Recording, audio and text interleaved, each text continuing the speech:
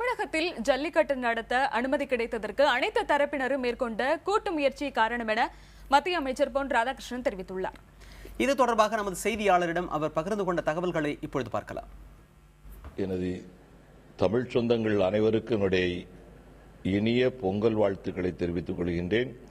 பொங்கலுக்கு தயாராகுங்கள், ஜல்லிக்கட்டோடு பொங்கலை கொண்டாடுவதற்கு தயாராகுங்கள். பிரதமர் நரேந்திர மோடி அவர்களுக்கும் பிரகாஷ் ஜவடேகர் அவர்களுக்கும் துறையினுடைய அமைச்சர் பிரகாஷ் ஜவடேகர் அவர்களுக்கும் பாரதிய ஜனதா கட்சியினுடைய தலைவர் மரியாதைக்குரிய அமித்ஷா அவர்களுக்கும் மற்றவர்களுக்கும் இதற்காக முனைந்த அத்தனை பேருக்கும் நம்முடைய நன்றிகளை நாம் தெரிவிக்க கடமைப்பட்டிருக்கின்றோம்.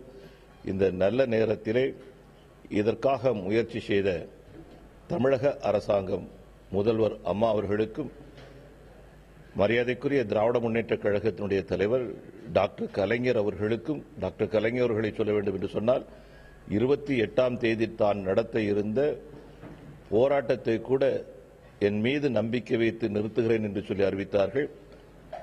ஆகவே அவர்களுக்கும் அதேபோன்று அனைத்து கட்சியினுடைய தலைவர்கள் கேப்டன் போன்றவர்கள் அனைவருக்கும் என்னுடைய நன்றிகளை தெரிவித்துக் கொள்கின்றேன். இது ஒரு கூட்டு முயற்சியினுடைய வெற்றியாகவே நான் கருதுகின்றேன்.